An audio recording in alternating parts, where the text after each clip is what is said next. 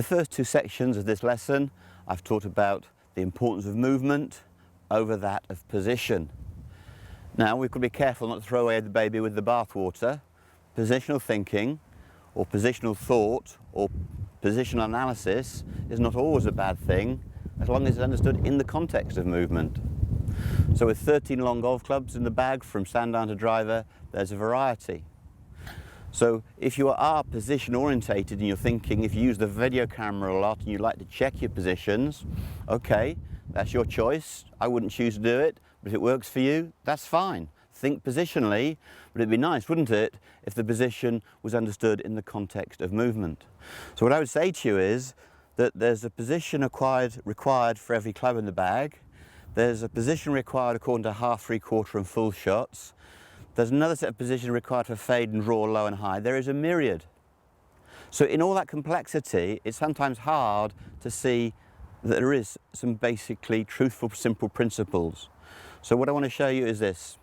When I stand in front of you now with my driver across my shoulders, then my shoulder coiling through 90 degrees is the most powerful coil. If I was a swayer or a tilter, that would be very poor. But the rotational motor skill is constant. Okay? I'm going to turn sideways to you now. Here's the driver.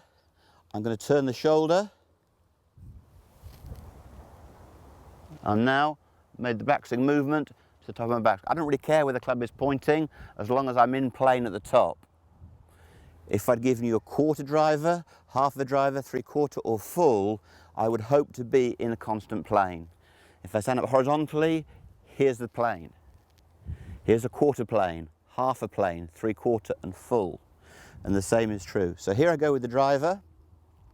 I turn the shoulder and release the shot.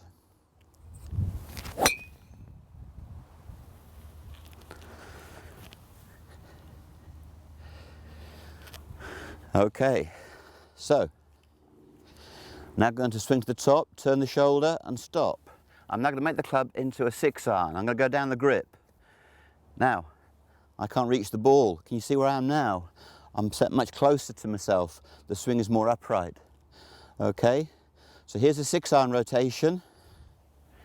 Okay, if I stand up, it's in the same plane. If I use the driver at full length, it's a flatter swing, but I will look the same in the horizontal. Then with the shortest club in the bag, the wedge, the same is true. I'm going to turn my shoulder under my throat. Wedge, 9, 8, 7, 6, 5, 4, 3, 5 wood, 3 wood, driver, axe. So, the rotational movement is constant, but the position it assumes is a variable. So, if you're a left brainer, positional thinker, or like myself, you're a right brain, lid of the jigsaw puzzle sort of guy, then that's fine. But I think it's dangerous to understand position without understanding movement.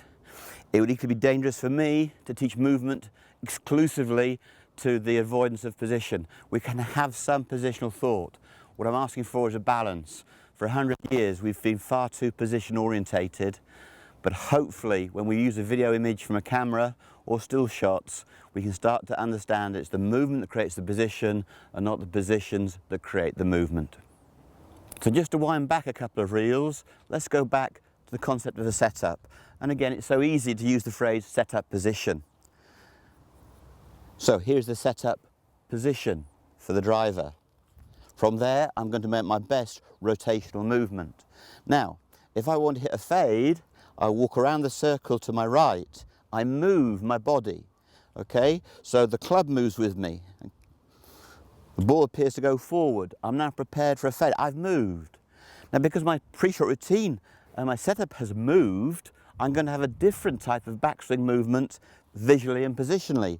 So here we go. I'm going to hit you a fade from out to in. A little bit low, but obviously moving from left to right. If I now go to driver, I go through my pre-shot routine, club, grip, shoulders, hips, feet, but I move around the circle to right of target. I now coil and release, prepare and draw, or coil and draw, sorry, coil and draw.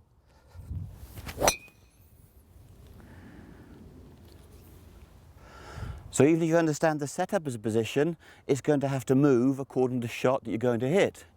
When you move your feet and your shaft, all sorts of positional changes take place. And then when the swing starts, the takeaway positions are very different.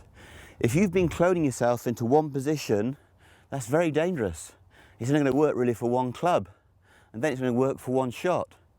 However, if you understand the backswing as a neutral movement, you then have the confidence to go for fade, or to go for draw, or low or high, simply by improvising a movement within the swing that you already have.